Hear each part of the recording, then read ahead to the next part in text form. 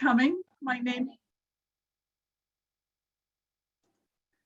is Michelle Stevie. I am the Senior Habitat Biologist and Stream Team Coordinator for City of Olympia.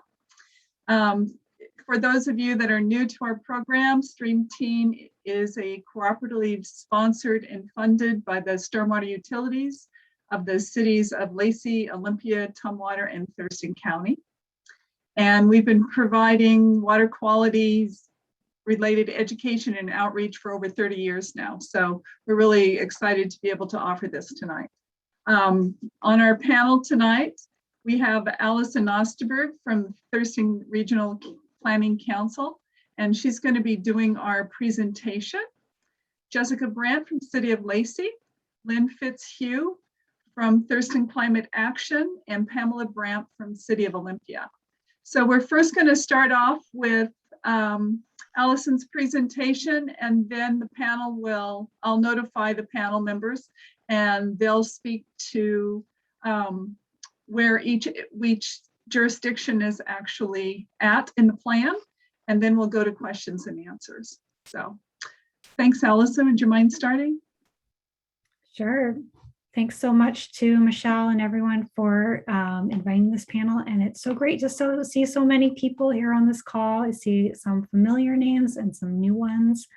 And I'm really excited to share some information about this planning effort, which has been a really incredible collaboration among 4 jurisdictions in our region around developing an action plan to address climate change. And I think we've got a great tradition of collaboration among our jurisdictions in this region, and Stream Team is another great example of that. And I think it's a really strong foundation for tackling a really, really serious problem that's facing our area. So again, my name is Allison Osterberg. I'm a senior planner with Thurston Regional Planning Council, and I'm going to tell you a little bit about the Thurston Climate Mitigation Plan. So the reason our jurisdictions got together to develop this plan is starting with a recognition that climate change poses a major risk to our region. It is a risk to public health, it's a risk to local infrastructure, it is a risk to all kinds of different ecosystems that we count on. And the only way we can reduce those risks is by going to the source. We are contributing to climate change by the way that we emit greenhouse gases, and we can be part of the solution by reducing those emissions and thereby minimizing our own risk. So the Thurston Climate Mitigation Plan does just that. It sets goals and identifies strategies and actions to reduce greenhouse gas emissions. Now, climate change is affecting and will affect Thurston County in many different ways. We did a science summary looking at all the information we could find about what global models and national models, how that scales down to Thurston County, and essentially the ways that it affects our region can be summed up in really, we're going to see warmer, drier summers and warmer, wetter winters. And that leads to a whole host of other potential complications. So warmer summers have us seeing that we've got a shrinking snowpack in some of our mountains and less snow in the winter in some areas, which leads to changes in stream flows and changes to the way that we recharge our groundwater. We're seeing changes in our oceans that can affect key food sources like shellfish and salmon. We're seeing warming in our lakes and low flows and higher temperatures in our streams that can lead to more algae blooms and lead to complications for salmon and other aquatic species. And we're seeing more intense storms in the winter, these kind of high precipitation events like we're seeing this week. And that even though we're not on an annual basis likely to see significantly more precipitation overall, we're seeing more intense storms, and that leads to more issues with flooding and damage and potential risks. We're also seeing, due to more heat in the summer, more drought conditions, and unfortunately more wildfires, which affect us both in terms of having more fires locally, but also broadly across our region. I think almost everyone has probably experienced in the last few summers more impacts to air quality from wildfire smoke. So there are all these different kinds of impacts that we're experiencing today and are likely to see in the future from climate change.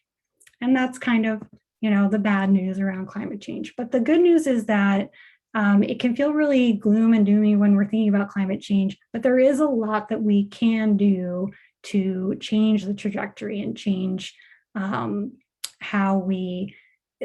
we're going to experience in the future. And that's what climate action planning is all about. Climate action plans typically consist of two major pieces. There's climate mitigation and climate adaptation. And I like to think of climate mitigation actions as the things that help you avoid the most severe impacts. So like if you're driving down I-5 and there's an accident up ahead, mitigation actions are the type of things that help you to slow down, to brake, to avoid an accident altogether. And adaptation actions are things like your airbags or your seatbelt that if you get into a collision will make it less severe. But I think we all probably agree we'd rather be in the less severe accident to begin with. And so mitigation our actions are things that we can do to reduce the severity of our risk to begin with. In our region back in 2018, we developed a watershed-based climate adaptation plan that again looked at what the vulnerabilities in our region are to climate change and identified over 90 adaptation actions that we can take to be better prepared for flooding and heat and these different kinds of impacts that are on the way. But when we completed that effort, there was a lot of folks in the region who were interested in not just adapting to climate change, but reducing our risk and reducing our contribution to it. And that led to the development in 2020 of the Thurston Climate Mitigation Plan, which includes 22 strategies and over 70 actions to reduce our locally generated greenhouse gas emissions. And you can find both of those plans on our website, which is thurstonclimateplan.com. The climate mitigation planning process was initiated by our 4 jurisdiction partners, Thurston County, Lacey, Olympia, and Tumwater, who all wanted to come together and look across our jurisdictional boundaries and not just kind of look at each of their own little piece of it, but look at the way that our economy and our travel patterns and all those things are integrated when it comes to climate change. They elected officials from each of those jurisdictions, formed a steering committee that guided that process. And they brought on TRPC to help oversee some of that work and help coordinate it, and some other consultants to provide technical expertise. And we also worked with an advisory committee which had a broad range of different perspectives from the community to help inform what went into that planning effort. We had a lot of opportunities for public engagement as part of that work. We did meetings and we did surveys and we did focus groups and all kinds of things. And all of that led to the development of the plan, which was finalized at the end of last year and then accepted by each of the jurisdictions earlier this year. The vision of the Thurston Climate Mitigation Plan is one that the 4 jurisdictions recognize the urgent threat and opportunity that climate change poses to our community, and also that they will work together to identify and boldly implement the most effective, efficient, and equitable actions to reduce locally generated greenhouse gas emissions to protect current and future generations from the most severe impacts of climate change. And that's really the vision that they started with in developing the plan.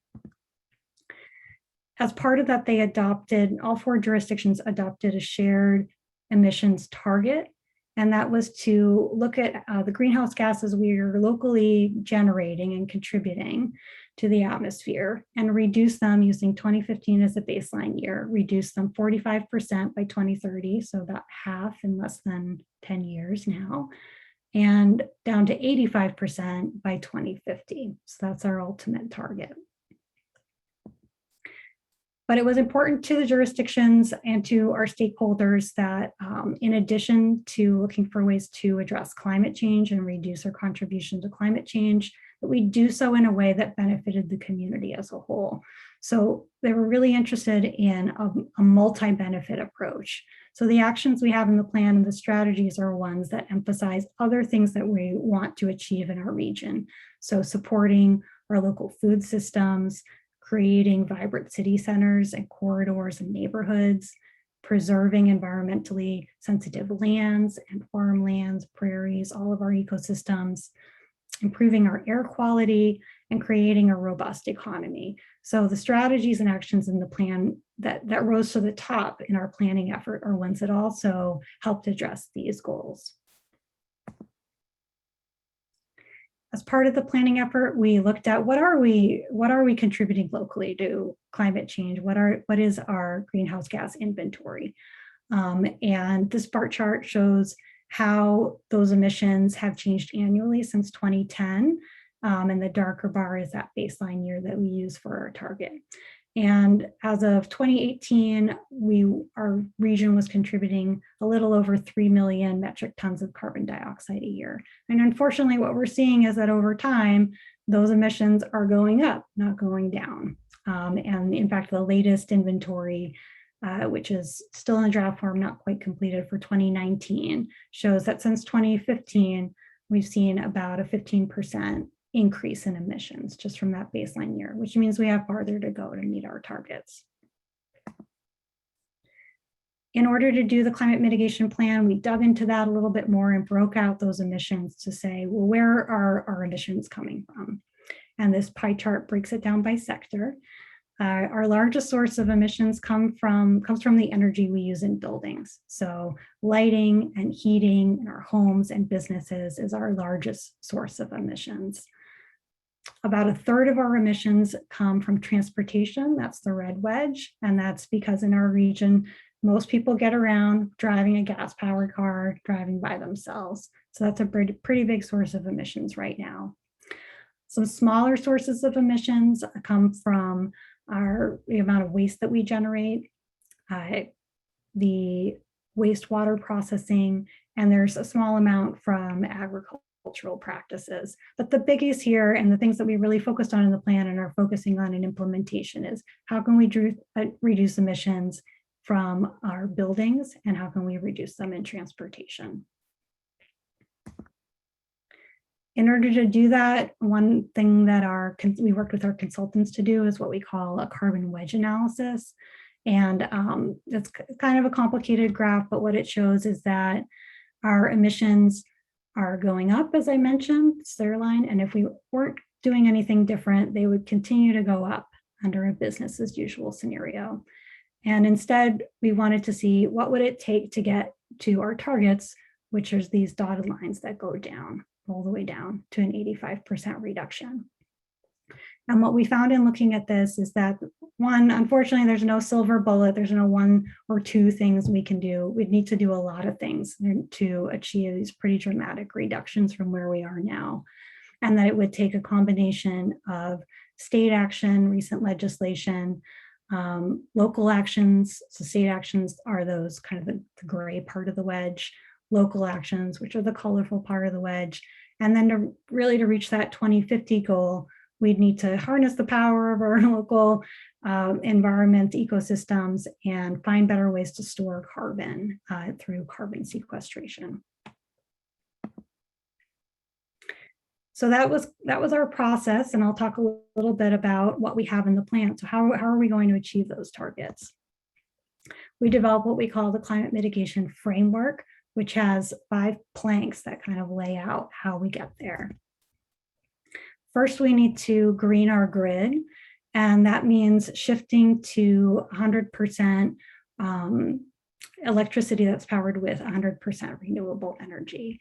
And we got a big boost because the state has taken action through the Clean Energy Transformation Act in the past few years, which sets a time frame to phase out coal, which right now is a big part of what powers electricity in Thurston County.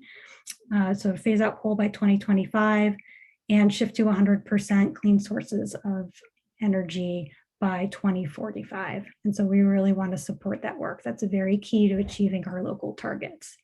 We also can support that work by increasing the production of local renewable energy. So that those can be things like more rooftop solar, more community solar type projects.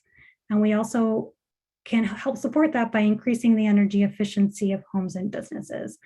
If we're really using less energy and we're more efficient about it, it both saves costs, but it also means for our utility provider, for Puget Sound Energy, it's a big lift for them to shift to 100% renewable sources for electricity. And the less energy they have to shift to it, the easier it will be for them to accomplish that. And that's how we can support that work. Once we have our electric grid coming from green power, we want to shift as much onto that as we can.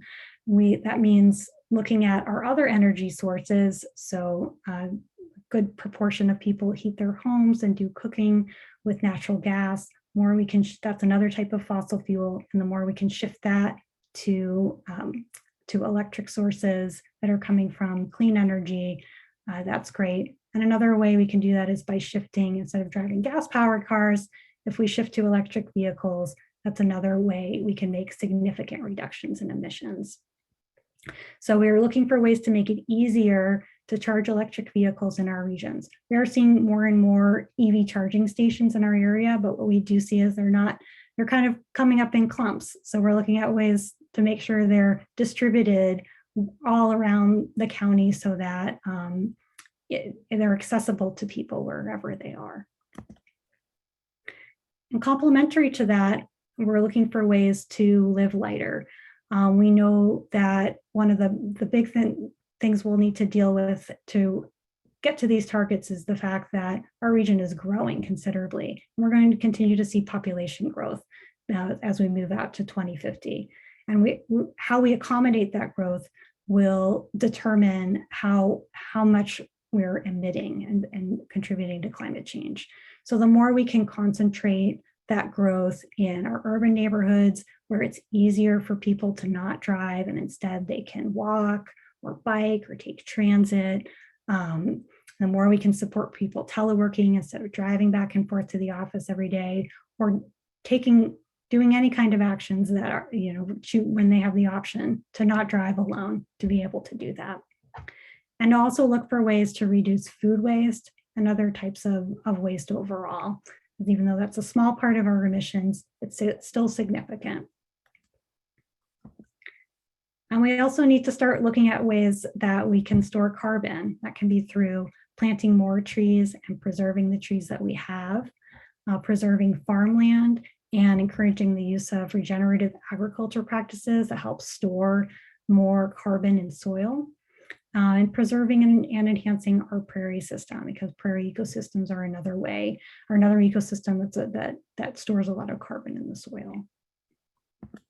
And foundational to all this, the final plank, is building our local capacity and resilience. In order to do any of these other things, we're going to need to continue to have coordinated leadership, all of our elected officials, working together with making climate action a priority. We need to continue to monitor how we're doing and assess our progress to reaching these targets. This is something a lot of jurisdictions are working on now. We're developing our expertise in climate practices so that when people come into the permitting center or want to find out how to do something, we have the expertise available to help guide people through that process. We'll need to look at ways to factor climate impacts into funding and policy decisions so that it's really front and center in the decisions that are being made. And we have to continue to support the development of a green economy. So all of these energy efficiency retrofits and electric vehicles and all these kinds of solar panels, all these shifts that we're looking at, we're going to need people to build those things, to do that work. And so growing that local workforce with that expertise, and it can, one, create good local jobs that keep people from, I mean, they don't have to commute outside of Thurston County. We reduce emissions that way, but also helps make Thurston County's economy, builds that over time. And in each of these ways, you talked a lot in the plan about ensuring that the costs and benefits of climate mitigation would be distributed equitably. How are we dealing with that in our region? What we know is that the impacts of climate change are not felt equally by different populations. And we also need to recognize that the way that we implement climate mitigation actions, we need to be conscious about how those benefits are distributed in our community. So we need to recognize that and actively address inequality as we're implementing climate actions, target our incentives and resources to make sure those benefits are reaching impacted and vulnerable communities that might have less resources to access them, and make sure we're tracking what we're doing to ensure the activities we're doing are being distributed equitably in our community. So altogether, achieving the vision laid out in the Thurston Climate Mitigation Plan ensures our region does its part to limit climate change, but it also means investing in a future that is healthier, that is less polluted, more sustainable, and one where people have access to the high quality of life that draws people to this region. So it really is a plan that looks at creating opportunity in our region.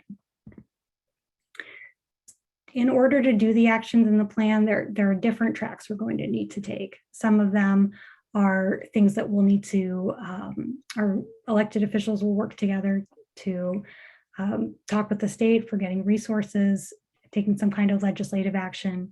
There are some actions that are regionally coordinated that we'll be working together on. There are some things that I think our panel will talk about that individual jurisdictions are taking on. And we'll also need a lot of support from different partners in the community. And really everyone has a role to play in this work. There's things that individuals can do, business owners can do, that educators can do. All of it's really important that we all be thinking about how to get to that goal, because it's going to take everyone to get there. So things that, and I think that our panelists will talk about that as well, ways that people can get involved. There are major systemic things we need to do, but there are also things that people can do, looking at your own energy use, looking at your own transportation patterns and choices, thinking about ways that you can reduce waste, or ways that you can speak up and just tell your elected officials, your neighbors, your friends that this is something that's important to you, and something that you have control over and can do things about today. So I'm going to wrap it up there. If anyone's interested, we have all kinds of meetings and things going on all the time around climate mitigation. You can go to TRPC's website, trpc.org/climate. You can send us an email. You can sign up to get messages from us there to keep abreast of what's going on. Thanks, Allison. Sorry, my video was a little slow there. So we're going to start now with our panel. And I've asked the panel to talk about how each jurisdiction is implementing their plans, and also where they're at in the process and what the public can expect. And for Lynn, I've asked basically what TCAT's role is. So Lynn, you stated that Ms. Swarthout was in the audience. Eileen, is that correct? Eileen, are you able to talk for Tumwater and be on the panel? If you are, go ahead and open your video, and we'll start with Jessica. Well, thanks, Michelle, and thanks, Allison. I feel like I've seen a lot of parts of that presentation so many times, but I love seeing it when I haven't seen it in a while, because it really reminds me about this beautiful framework we've developed, and what does that mean for local jurisdictions, and what are we doing at the local and regional and state level, and how do these things fit together? And I think it's just really good to kind of remind myself of that as I'm doing this work for the city of Lacey. So for Lacey, I guess I know you kind of posed 3 questions, Michelle, and so maybe I'll kind of take them and frame them in maybe 2 pieces, which for me, I'll just say some recent wins we've had. So what have we kind of been working on? And then I'll just say kind of what's next or what's anticipated for the city of Lacey. So we decided after the climate mitigation plan was finished and accepted by the communities this past, gosh, it was already in January of 2021 when the city of Lacey received their official copy of the Thurston mitigation plan. And we decided to formally adopt it into our city's comprehensive plan so that it would be tied to our city's land use policies, housing policies, environmental policies, and economic development policies.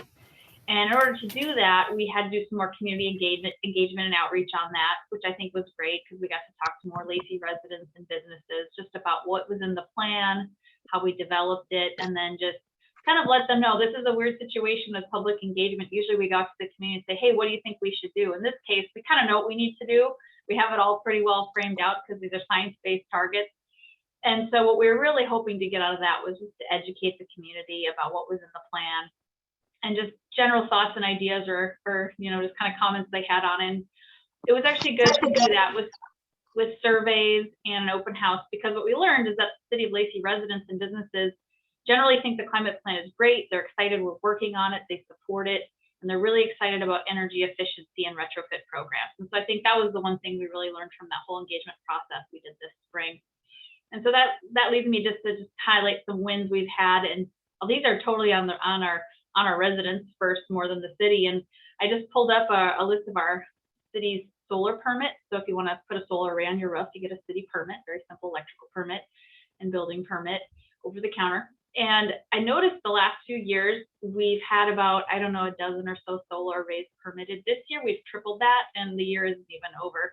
So I think people are getting really excited about residential solar. Just they're doing it on their own. And I thought that was really exciting when I saw those numbers. I know that we had a kind of a Solarized Thurston campaign, which really, I think, helped get the word out about how exciting it can be to put just some solar panels on your house and how wonderful that is. So it was really exciting to see those numbers.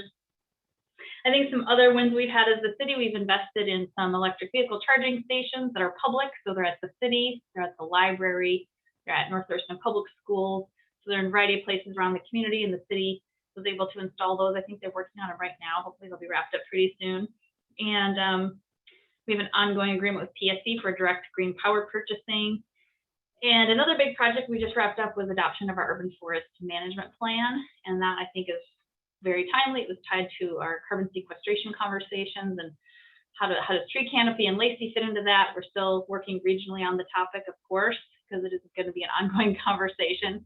But it really helped us highlight this idea of how can we better track and manage our tree canopy, and how does that tie to our carbon sequestration goals and stormwater goals and community aesthetic goals and all these other wonderful benefits you get from having a really nice urban tree program. So that was a really exciting win. So as far as what's next, we actually just had a budget conversation tonight at City Council, and there's some funding in there for climate mitigation work next year that is still on the table, which is exciting. So there'll be some staffing resources, hopefully, and then just some new program funding. So we're trying to figure out, once that's official in the budget, what that program funding will go to. I'm guessing it'll go towards something related to energy efficiency programs, whatever that looks like, supporting something existing and bolstering it. I don't know that we would start something brand new. We'd probably support something that exists and maybe increase some capacity. That's my guess. I think too, we're working on EV regulations. So if you are building a building and you have to put in a parking lot, we're making sure you have to also install electric vehicle charging stations. And the ratio depends on the type of land use. So there's an apartment building, commercial building, medical facility. There's different requirements that will be associated with that, or if you're going to redo a parking lot. So that kind of helps promote at least some electric vehicle charging in the city and getting it spread around the community. We're also thinking of looking at our city fleet and trying to incorporate more electric vehicles, especially on the public works maintenance side of things, so trucks and vans. There's actually some electric options now on the state purchasing contract, so we put that into our budget to start slowly incorporating those and building that into our infrastructure planning, which is wonderful. And then just on the land use side, we have a huge housing action plan going on at the same time as our climate mitigation planning work. And so we're tying a lot of those goals together, and especially with land use policies around density, active transportation, access to existing, bike, pedestrian, and transit infrastructure. So we're really focusing on a lot of housing policies and density as well. We have a lot of new multifamily buildings in Lacey, and those are great because they house a lot of people in a small amount of space and they can walk places. So that's something the city's been focusing on. I'll leave it at that, and I'll wait till we get more Q&A if people want to dive deeper.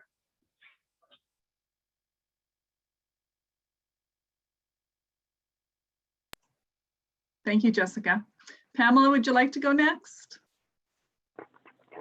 Sure, thank you, Michelle, and also Allison, always excellent at talking about the climate mitigation plan.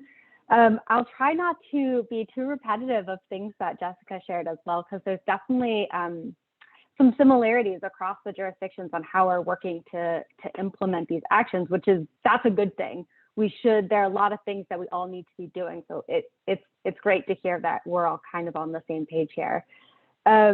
Like Lacey, we are also really thinking, we're thinking on a lot of different fronts, both internally, addressing our own internal municipal operations in the city of Olympia, and also externally, what does this mean for our community? And so a couple of ways that we're thinking about internally and how we're addressing our own greenhouse gas emissions is thinking about first our municipal fleet. I think we're up to 12 electric vehicles, and our public works department and our fleet manager are really excited to make that number grow. We are starting to look at how we can transition to a fully electric light duty fleet. And so there's a lot of questions around there about what does that cost? How many chargers do we need? Where do we put those chargers? But we're asking those questions now so we can make sure to get ahead of that and be prepared for it and be ready to deploy that. We're also really excited to try out some of the new electric trucks that are coming out. So Olympia is looking into how we can get one of those in the near future as well. We're also just, considering our own buildings, making sure we are investing in energy efficiency, and we've been participating in a commercial strategic energy management program with PSE for quite a few years now, and have been reducing our own annual energy demand by 5% each year for probably about the last decade. And so that has resulted in some pretty major energy savings for the city. And like Lacey, we're also participating in PSE's Green Power Agreement, which means that we're purchasing 100% renewable local energy to power all of our municipal buildings, but that goes for the entire municipal supply. So that's also talking about our street lights and those types of things are all being powered by renewable energy, which is very exciting. We've also put a lot of solar on city buildings. We are trying to max out solar wherever we can on our own buildings. And I think we only have 2 more buildings left that have roofs suitable for solar right now that don't yet have solar on them. And so it's really probably just a matter of time before they get some solar panels as well. Another thing that we've been working on a lot early on within Olympia is focusing on capacity building. How do we make sure all of our staff and the entire city government has a role to play and understands their role to play in implementing the mitigation plan? Like Allison was talking about, it touches on so many different things: how we plan our cities, how we permit things, how we share information, and even how we manage our own operations. And so we're really working to make sure that all of our departments are able to support that process. And so in order to do that, we just launched a climate action team, which includes staff from every single city department. We have more than 15 staff participating on the climate action team. And they're actually in the middle of going through a Climate 101 workshop series right now. We're about to wrap it up at the end of the month. But throughout this workshop, they've been learning all about what causes climate change, what are our local impacts, what are our local strategies, and then most importantly, how do I help implement those strategies? Where do they intersect with my work? What am I already doing that's supporting the mitigation plan? And what more can I do next year? And that's really important because we're specifically asking what more can I do next year? And that is going to directly lead into identifying how the entire city is going to be working to implement this mitigation plan starting in 22 and then moving on into the future. And so what I'm really excited to see is every department owning a piece of this mitigation work and starting to see pieces of our climate action plan showing up in work plans across the city, not just in mine, but really everywhere that we're doing business. And that's really exciting. The other big thing that we are working on right now that should be ready to be rolled out early next year is a climate and equity lens framework that we can apply to all of our decision making. This is something that City Council had asked for when they passed a climate emergency declaration earlier this year, asking for a climate and equity lens on all city decisions, expenditures, policies, plans. And so we've been working to figure out how do we help staff ask that question and analyze that and present that information. And so we're going to have a consistent framework starting next year that will show up on staff reports to City Council, helping to evaluate what are the climate implications of this decision and what are the equity implications of this decision. So really excited to just start to see that filtering through into everything that we're doing as well. And then if I could just share one really exciting win that just happened. We've been talking about how climate action needs to happen everywhere. And so Olympia recently accepted a new transportation master plan. It was actually our first transportation plan, and it has a really strong focus on multimodal connectivity, multimodal transportation. How are we going to ensure that folks are able to walk, bike, and take transit, and actually put all of that first in the plan, and then followed it with how we maintain our roads. And that plan actually just won a Governor's Smart Climate Award for plans addressing climate change. And so we were really proud of that, really excited to see that happening, and really proud of our transportation planners for making that happen. They're now working on looking for all sorts of funding opportunities to help put those plans in place, and they're starting to win grants that are really going to turn into more bikeable, walkable streets right here in Olympia, and hopefully connecting to paths in Lacey and Tumwater and all of our other connecting jurisdictions. So really excited to see this work continue in the future. And I'll just note, if you would like to follow along and get updates, we are starting a climate action newsletter that should be going out about every quarter to share what we've been up to. And so if you go to Olympia's website, you should be able to look for newsletters and then sign up for the climate one. So I will note our website was just updated. The search function is still a little wonky, but if you give it 1 to 2 weeks, that should all be cleaned up. You should be able to find whatever you're looking for. If not, Michelle can give you my contact information and I can help you all find what you're looking for. Thank you. Great. Thanks, Pamela. Lynn, would you tell us what you guys are up to? Sure. Always a pleasure to follow Pamela. Thurston Climate Action Team is a nonprofit whose primary focus is on fighting climate change. And we have a kind of historic role in relationship to the mitigation plan. We created the emissions inventory, which has been used for years and is being used now by the plan to measure the emissions in our county. And TCAT also originally came to the jurisdictions and said, you know, we want you to pass a mitigation plan, and kind of pushed for that. So we were delighted to see it come together, and served on the advisory committee during the formation process, and during the passage of it, really came to all of the jurisdictions asking that they pass a climate equity lens, and we were really delighted that Olympia and the county did that, and we're still hopeful that Lacey and Tumwater will do that as well. So we kind of work on citizen initiatives that support the plan. So some examples of that is we have a transportation action group that is really focused on promoting the use of the buying of EV vehicles, which is a kind of major strategy in the transportation section of the plan. We also brought together a stakeholder group of residential real estate agents, local builders, and auditors to talk about an item in the plan that calls for energy audits at point of sale.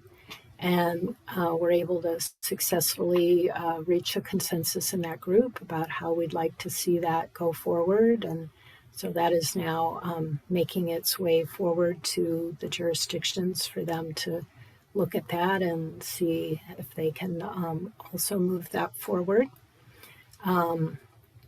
And we also promote that each of the jurisdictions do more with their tree ordinances to protect trees. This is one of the items in the plan, and still needs quite a lot of attention in order for us to successfully protect our local trees. We have an advocacy group that does regularly communicate with and come testify before the jurisdictions about these different issues. One thing that we're very pleased about is the state legislature had passed 2 years ago CPACER, but in a form of enabling that as something that counties could take up if they wanted to do it. And so we worked with the county in this last year to see that that got passed. And for people who are not familiar with that, it is essentially a financial tool that is available for commercial buildings. So if they want to do energy efficiency improvements, rather than having to take out a loan that their business then carries to its completion, this legislation enabled lenders to do it in more what you would recognize as a lien against the building. So they can sell the building with both the improvements and the cost of the improvements attached to the building. And that makes it easier and kind of less scary for people to go ahead and invest those dollars in that way. So our local commissioners passed that, and they were kind of disappointed because they were 1 week behind Whatcom County in being the first county in the state to do that. So we were delighted that they did it. So those are sort of examples of citizen-based initiatives that we do to try to support the plan. And if there are citizens here who are trying to figure out, how could they be more involved in helping the plan to be successful, you can certainly contact me, and we'd love to plug you into one of our action groups.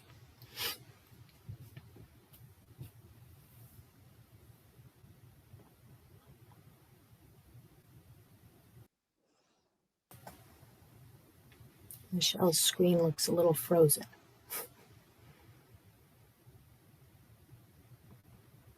Lynn, I did unmute this is Eileen, so I did unmute. Do you want to go ahead, Eileen, and talk about Tumwater? I think Michelle is frozen and can't recognize you, but she was trying to earlier. And I appreciate that. And I think I had originally just planned on listening in on this. And so I appreciate the presentations that our sister cities have presented, and taking notes again, Allison. I appreciate hearing this information. So I appreciate taking notes. With Tumwater, one of the biggest things that we have planned so far is that we will be hiring ourselves, our own Jessica and our own Pamela at some point. We were hoping to have them in place before the end of the year, but we haven't started that process yet. But we will be hiring a sustainability coordinator who part of the time will be working with our water resources, and then also our sustainability with the so for our climate mitigation in those areas as well. So we're looking forward to bringing on a sustainability coordinator to help us direct us in this process as well. And I was looking at the different things that the other cities have done. We too adopted our urban forestry plan. One of the neat pieces about they brought to us is to being able to do like a canopy survey to see where the trees are, and doing a percentage as far as the percentage the goals that we set for our canopy. And in many areas that we've exceeded that, and then there's other areas that give us an opportunity to be able to expand in. So we are now working on the next step is our tree board will be working on policies and putting this into place. So, but that was an effort to get that done. So that is all. And let's see, I like the idea when they were talking about EVs. I'm chair of the Public Works Committee, so I'm interested in I'll have to check with our people to find out about with new construction, especially like in apartments, requiring EV stations. We were having a conversation about that today or yesterday, and just making sure that we coordinate our efforts. So I know TRPC is working on a plan to map out where the stations are, so you can be more strategic. So, but we too are looking at for the city as far as doing charging stations and then expanding on vehicles. And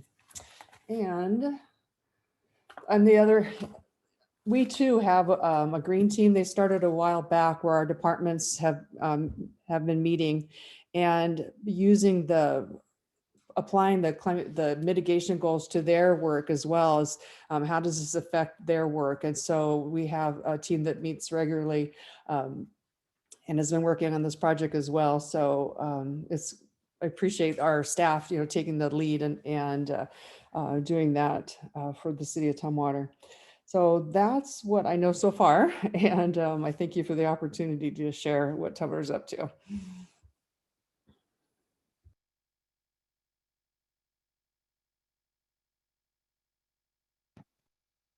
So Michelle texted me and said she got kicked out, so she's trying to get back in. But thank you, Lynn, for being the host and passing it on to Eileen. And I don't know, I think we now would probably open it up to Q&A. Has everyone had a chance to talk? And the plan was that people can either put the questions in the chat and we can kind of watch for those. Oh, I got a text from Michelle. She say, I have to send her the link to her home and she thinks the internet went down. So we'll hopefully get her back on. But yeah, if we want to just start with the Q&A, people can also, there's a raise the hand function, unmute. There's a lot of different ways. So whatever people are comfortable with, we can open that up.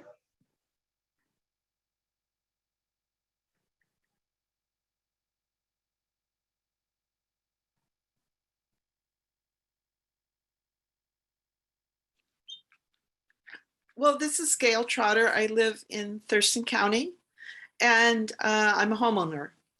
And the one thing I didn't really catch throughout this talk was, like, for me, doing maintenance on things or keeping ahead, so climate change is still happening.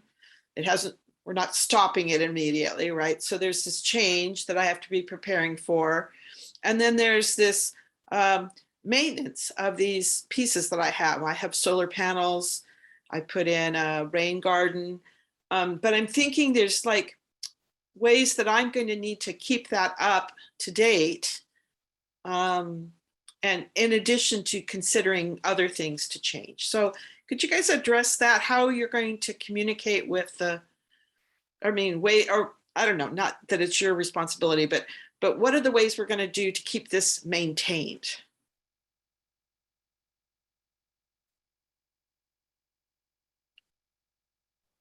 Allison, can you talk about kind of our long-term monitoring process and reporting and maybe advisory committee kind of things? If you're talking maintenance as in like implementing the plan, is that what you're asking? I can do that. I think it also might be something for city, both Pamela and Jessica, to think about. Maybe if you're as we're investing, I think if I think about it in the region, we're investing in thinking about some of the things, our infrastructure things, like a network of electric vehicle chargers, the distributed rooftop solar panels that are over the place, that gets built into, if we're thinking about trees as providing as infrastructure for carbon sequestration in a way that's different than it was today. Gail, you're absolutely right. All those things it's not one and done. They're there for the long run. And so, for example, something like a carbon sequestration plan that thinks about we need to, plant trees or have this many acre of trees to be sequestering a certain amount of time. Well, we'll need to think about that. That's a long-term commitment. It's not something that just happens once. And if we lose those trees later, that means we lose that climate benefit. So maintenance is something that has to be thought about in the implementation of all of these actions. So just like you as a homeowner, it's part of what you think about when you make an investment in energy efficiency or in a new heat pump or in a new something like that. You have to think about what those long-term costs are. It's very much the same with the cities and thinking about how, if there's but in ways are going to maintain that. I think what does come through with a lot of this new technology is that in many cases it is easier to maintain or less costly. I think another thing I can think about, a discussion that's happening is at intercity transit, which is looking at, if folks aren't aware, intercity transit has a zero fare program, but they're also looking to go zero emissions. And so purchasing a bus is a long-term commitment. There's long-term maintenance that's associated with that. And there are different costs if you're looking at an electric bus or an alternative fuel bus or a diesel bus. So those are all questions that come up with each of these actions as people are thinking through them. But yeah, maintenance is a long-term piece of that.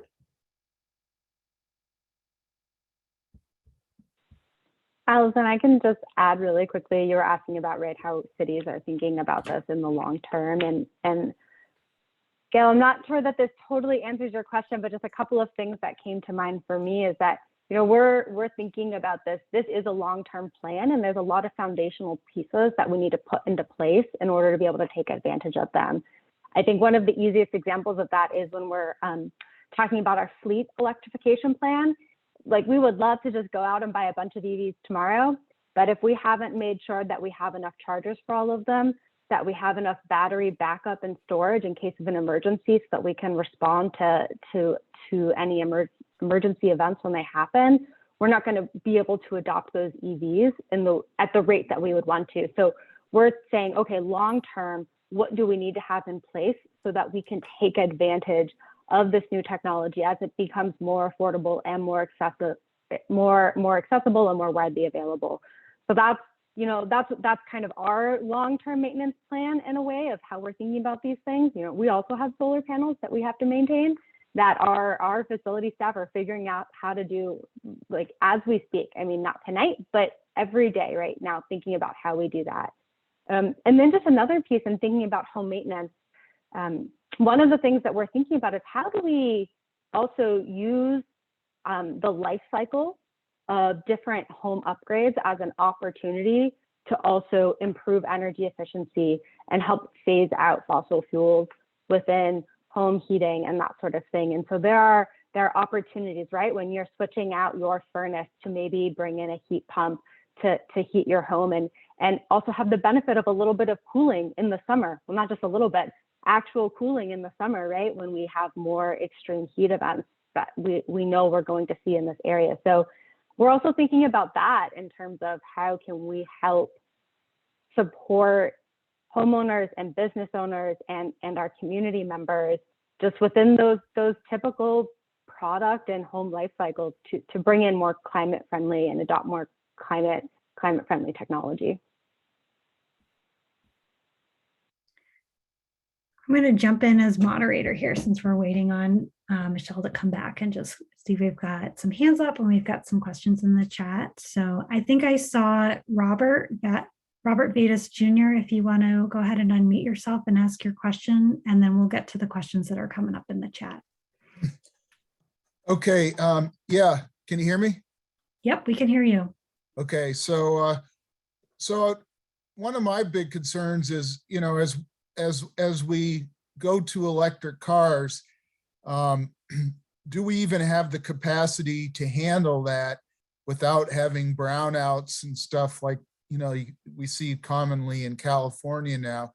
And to me, Puget Sound Energy is still going to be using lots of hydropower, lots of coal in the next few years. And there are calls now to get rid of the lower Snake River dams, and that's gaining momentum because they don't produce much energy and they're very fish unfriendly.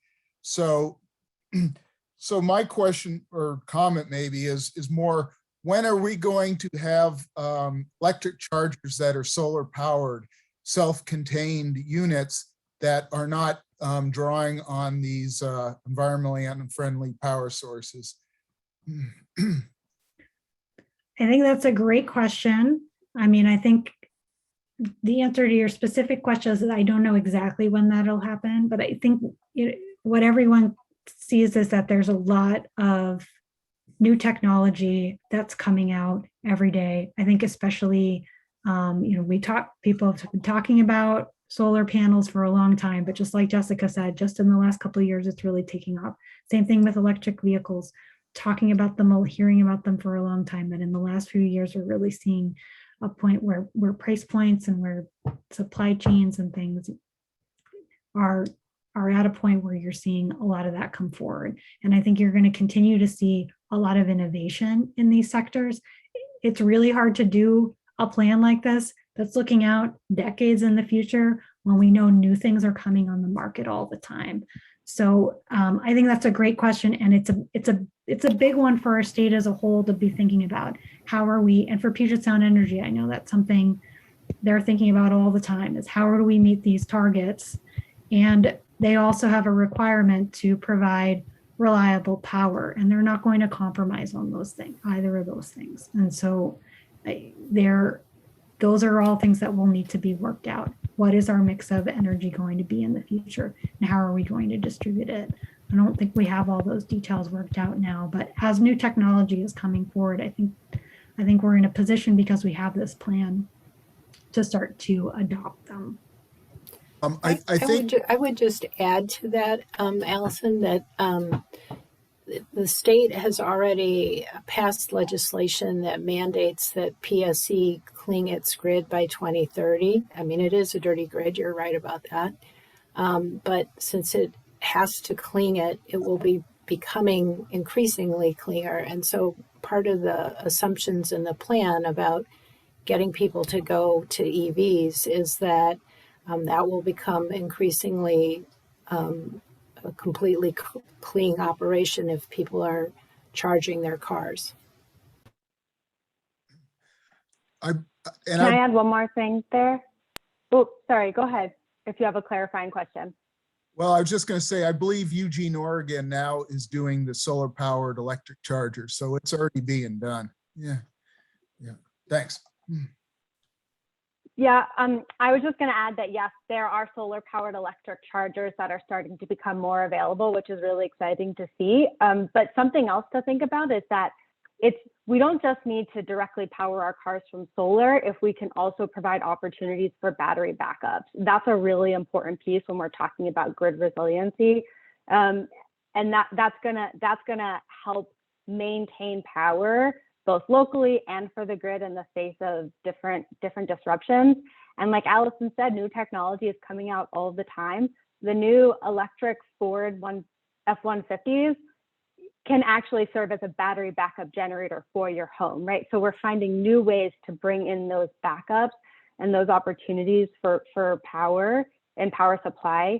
And I think there's even some cities in California that are starting to demo electric generators or solar powered generators for their own homes as they've been experiencing these brownouts. So I think there's lots more technology coming our way that we're going to be able to adopt to improve the grid resiliency.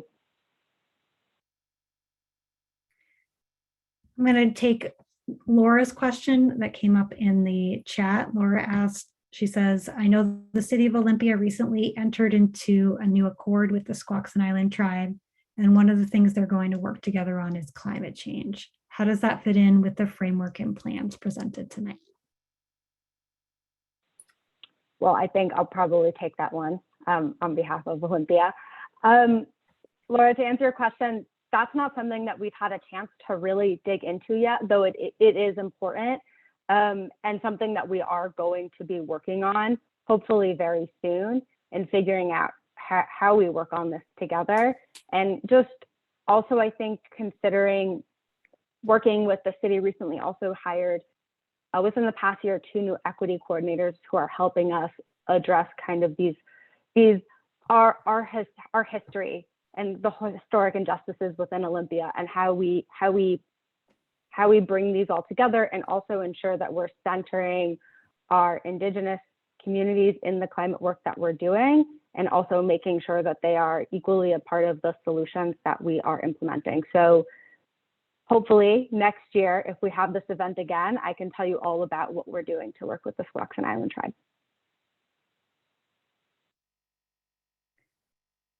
Next up, question from Roy Treadway. He asks, what is the role of the Port of Olympia, Intercity Transit, and LOT in action on the Thurston Climate Mitigation Plan? Those agencies play an important role in Thurston County, and they definitely are extremely important to this plan. All of those agencies, the Port of Olympia, Intercity Transit, and the LOT Clean Water Alliance, were all members of the advisory work group in the development of the climate plan and participated a lot. And Intercity Transit and LOT both have actions. Intercity Transit in particular has actions in the plan because there's a whole strategy around increasing transit. And so they're incredibly an important partner in achieving that. So the plan was developed, it's targeted for the cities of Lacey, Olympia, Tumwater, and Thurston County. But it is really important to have these other partners participate. I think all three have been really active since the plan was finalized in bringing it back and having it inform their discussions. I know at all three agencies, there are discussions going on how to integrate climate mitigation work and the strategies that we've identified into their own plans. So they continue to be really important partners. And there's many other local agencies that are important partners too. So the utility districts and the school districts, fire districts, there's all kinds of different groups that are important partners that we had involved in the process. I had a question from Virginia. Virginia Town asked, what can I do? I'm old and retired. I know we have many poor in housing that leaks heat. Is there a plan for helping bringing private housing or older multifamily housing to a better condition to avoid heat loss? And Lynn, I saw you responded in the chat. Do you want to just kind of expound on that a little bit? Sure. So TCAD has been bringing forward for the last 2 years a request that the jurisdictions put some money into creating a plan about how we can do energy efficiency, particularly for low-income communities, because, you know, throughout the plan, there's the call for focusing on equity issues. And as someone already mentioned earlier this evening, people who are renters don't have control over what kind of efficiencies there are or aren't in their buildings, whereas private owners presumably have the ability to do something about that. So we've recently held 2 workshops that were designed to start looking at the idea of how would such a thing get designed. It is very complicated because, you know, when you're dealing with landlords and tenants, it's not a straightforward situation. But, you know, we are continuing to try to hold a focus on that. I will say that there are some existing programs in our region. The Community Action Council has weatherization.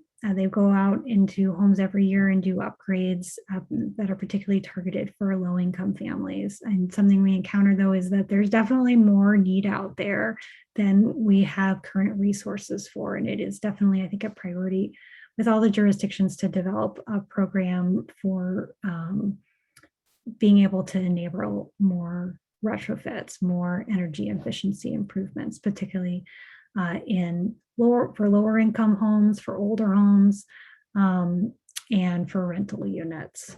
So there are some resources out there. I would encourage you to look up the Community Action Council of Thurston, Mason, Lewis County and see if many of their really great programs might apply for you. But more potentially would be available in the future.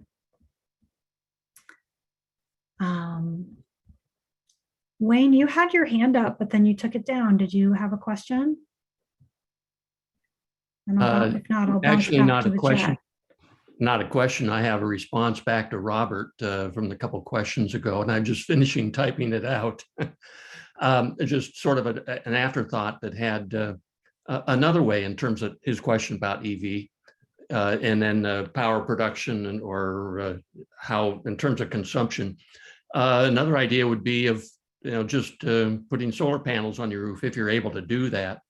I found when on my previous home that I had panels installed on 2015, and I had a few too many extras put on, and so I ended up overproducing. With net metering, that I produced about 3 megawatt hours more per year than I used, and that's enough to charge an EV for about 10,000 miles a year. So in addition to not having electricity bill for my home, I could have recharged my EV if I had one for that amount of mileage, about 10,000 a year. That's all I had. Thanks, Wayne. And I just want to highlight, Jessica threw in another potential resource if you're looking for home efficiency upgrades is Rebuilding Together, which is for low-income seniors. Looks at home repairs, another great community resource. We had a question from Carolyn in the chat that says, there are many new technological advances which are great, but technology alone will not save us from climate collapse.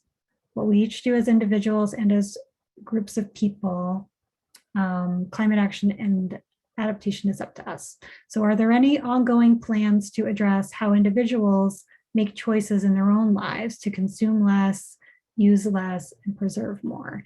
And I think that question is kind of, are there any specific plans that will be targeted to individuals and their behaviors? Folks have any thoughts on that one? I think that's a good point.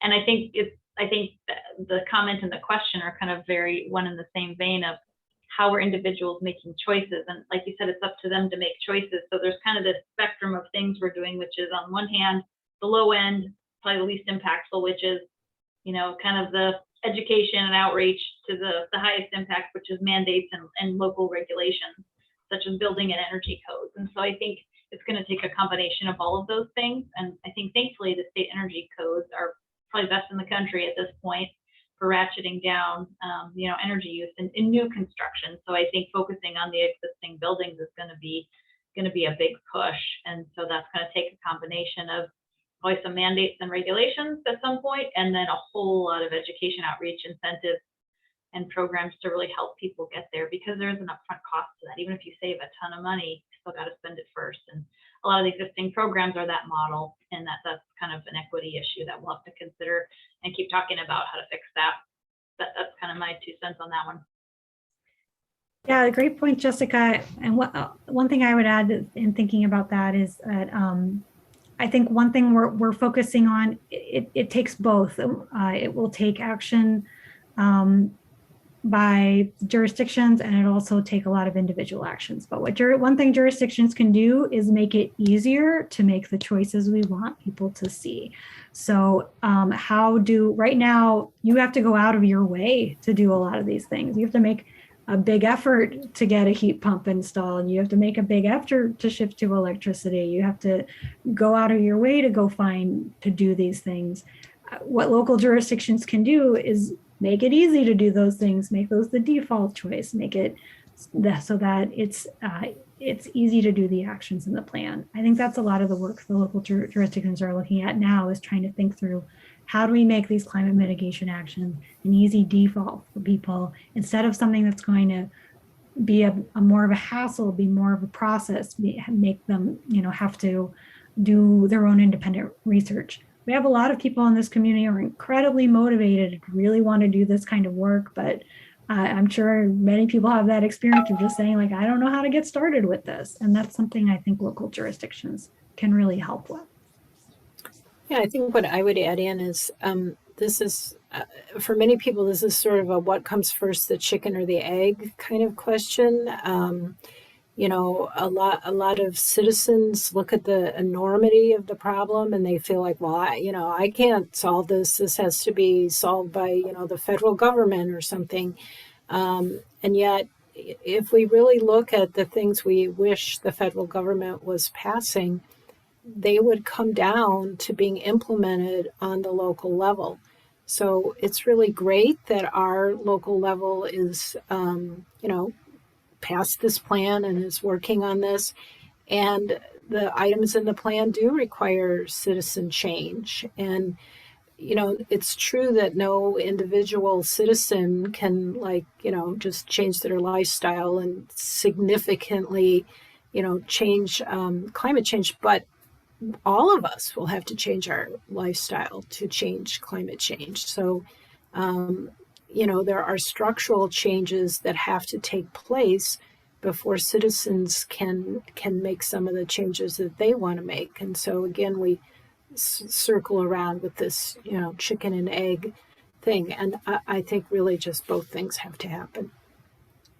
Totally agree, Lynn. And I'd also highlight there are a number of, and we talked about this in the plan, we have a lot of great existing programs in this region that help support people making choices we see in the plan. We have a lot of programs that look at how to encourage, we call them commute trip reduction programs. So ways through employers that encourage people to walk or bike or take transit. If all of our larger employers in the region are required to have those plans. We have incentive programs. We got around reducing water use. Thurston County has a great food waste program that they look at. There's a lot of kind of programs around solid waste, working in schools and working in other areas to look at those. So there are a lot of existing programs that we have that are targeted to individual behavior and how it can affect. I think what we found in that is that these are things we were already wanting to do for many reasons, to save money and to save resources, for environmental reasons. But on top of it, what we find is they also have a climate benefit. Allison, if I can just add one more thing. I think that this question of consumption is very tricky. It comes up a lot and it's really hard to tackle. And it's really hard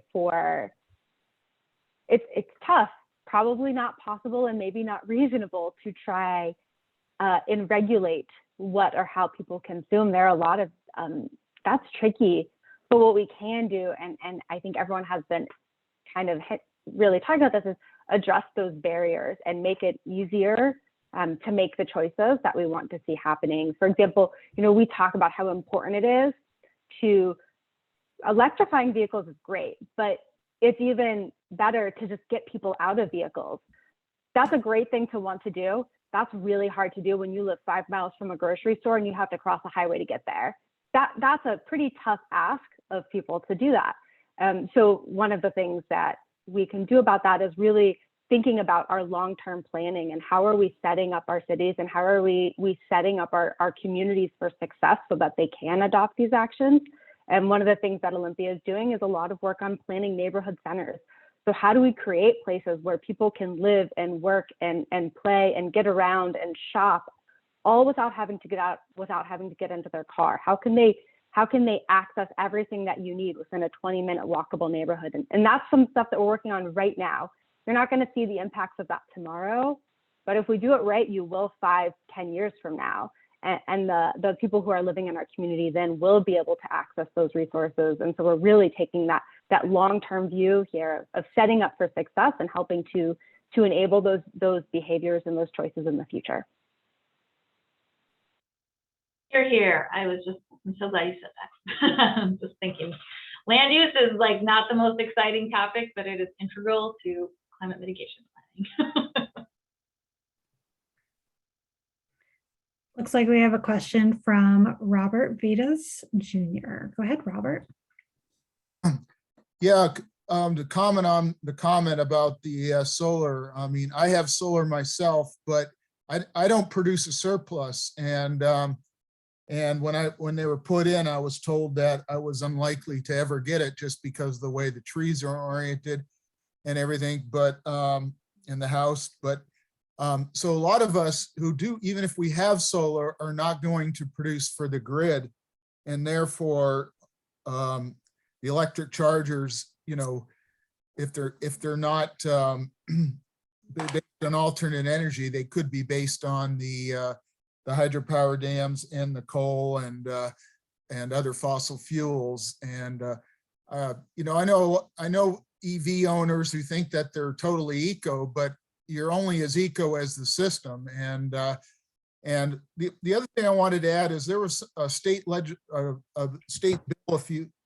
I don't know what it was, a couple years ago, whatever, that was trying to get solar panels on every house that feasible. And you know, where basically the homeowner contracts with somebody to install, even if they can't afford it themselves. You know, ultimately, that's, I think, where we need to go. I mean, if, you know, for those who've seen the movie Planet of the Humans, you know, creating these big mega industrial solar panels that destroy deserts isn't the answer, but we have lots of houses that are already developed. They're already connected to the grid. So, I mean, I don't understand why the state's not putting more emphasis on that. And here in Thurston County, where are you guys on that? As far as incentivizing rooftop solar, I think that's definitely, Yes. So I'd say it's I think that it's a strategy in the plan, and I'd say that there's kind of both those pieces. One is we want to strongly support our utility, Puget Sound Energy, in making the transition as they're required to under state law to transition to 100% clean electricity by 2045 and being completely phasing out coal by 2025, which is what they're on track to do.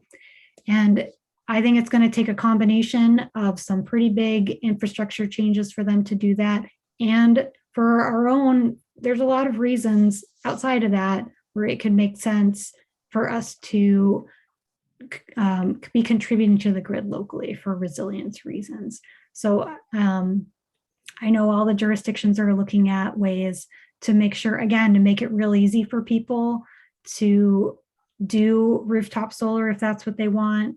I think Pamela highlighted a lot of the cities are looking, and a lot of agencies besides the city are looking for ways to do community solar projects where people can, you do a solar array, and people maybe like you who have trees that shade out their roof, or the roof isn't oriented in a way, or they're in a rental unit and they can't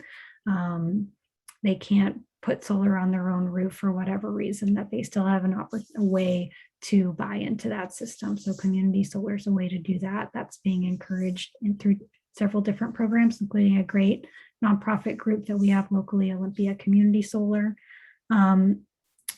Those are some of the things I'm aware of. I know, for example, Lacey has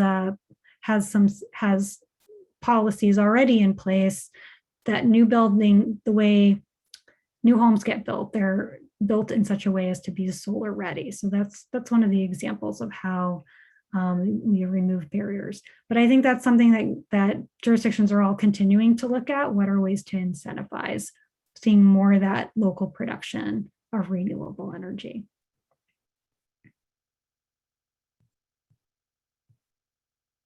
Did you need me to add to that at all? I think you hit it, Allison, where if it's a new home construction, it has to be EV ready. So that means that if someone wants to put on solar panels, it's pretty much set up and ready to go for that, because that's much cheaper to do that than to try to retrofit something sometimes, depending on the age of your house and the condition of your roof. But I think too, just permit processes are really easy and straightforward and fast, and that's something the city can control. And that's what we've been doing for years. You can just walk into the city and get an over-the-counter permit for your solar array. There's no wait time. I mean, you might have to wait in line for 2 minutes, which we will apologize profusely for, because we like having people available at the counter at all times. But otherwise, it's pretty straightforward and easy. So on the permitting side, that's not a barrier. I think a lot of times the barriers are often just that upfront financial and financing, which there's a lot of new programs out there for that. And so, like Solarize Thurston, for example.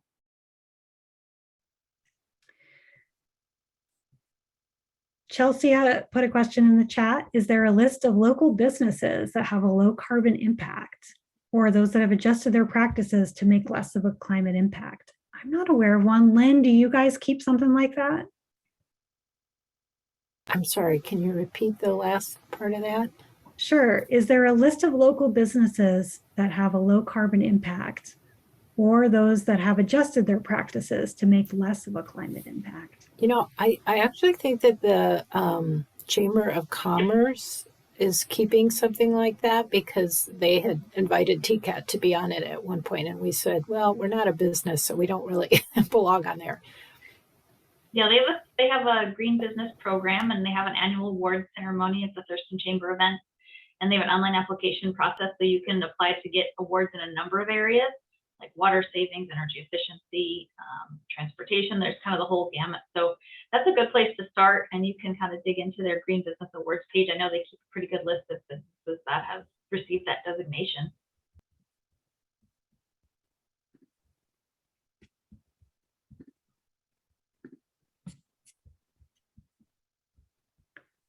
Ooh, anyone else have questions? I'll try to look that up real quick and see if we can pop that in the chat.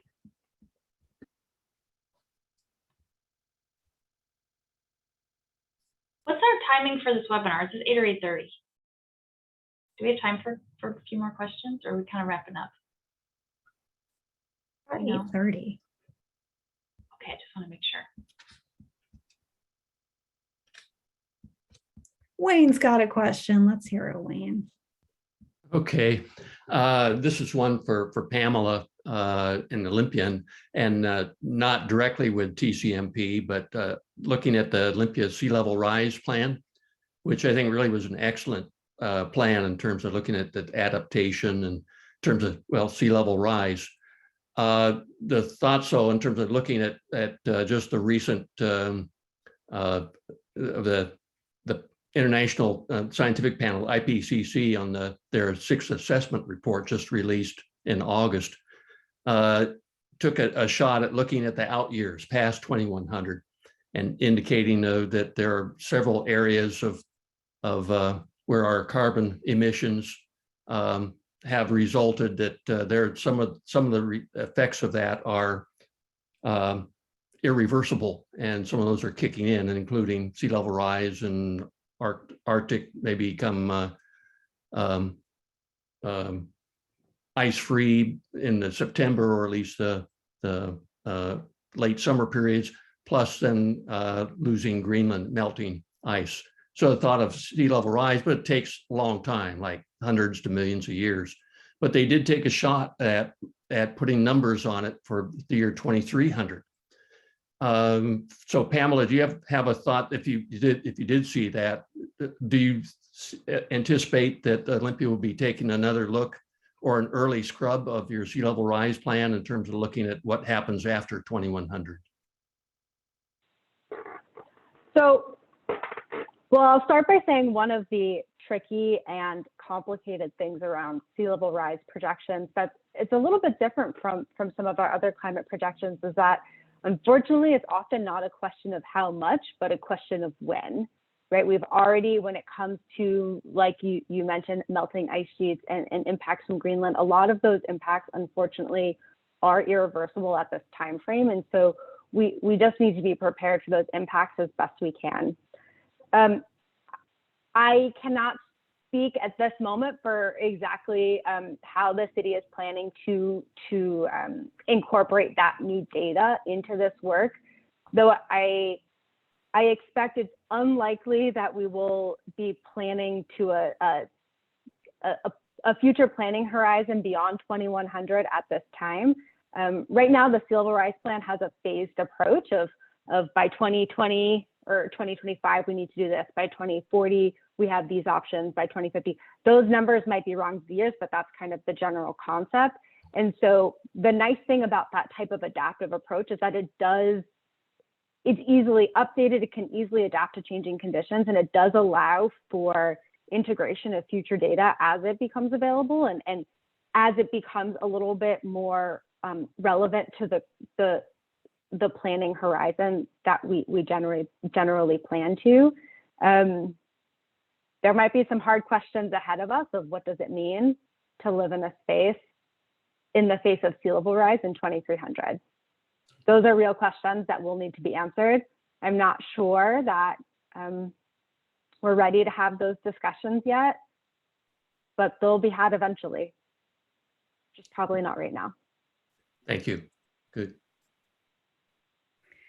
And Lindsay came in with the news that we are wrapping up at 8 o'clock, and here we are at 8 o'clock. I'm going to just speak for what I'm sure Michelle would say if she were here, and just thank all of the panelists for your contributions tonight, answering questions. It's so great to hear about all the work that's going on in this region, and we are really fortunate to have such strong partners in Thurston Climate Action Team and in the cities of Lacey, Olympia, Tumwater, and Thurston County to do this work. And I also want to do a huge thank you to everyone who attended and is still here listening. We are also incredibly fortunate to have folks in this community who are interested in climate change, who want to see this work be done, who are really engaged. And I just encourage you all to stay involved, to keep listening, and to talk to other people about it. One thing we can all do is make sure that we're talking to each other about climate change and not kind of hiding it and keeping it to ourselves, because that's how we really become powerful, is by working together. So I guess we'll wrap it up here, unless Lindsay, you need to come in with any stream team closing thoughts. But thank you all again for attending tonight, and we'll look forward to seeing you out there in Zoom or in real life. Thank you, Allison. Thank you, Allison. Thank you, Michelle, for coordinating Thanks, everything. Michelle. You're on. Thank you, everyone. And Lindsay for taking care of everything. Yes, Of thank you, course. Lindsay. Thank Have you, a good night, Michelle. everyone. Bye. Bye.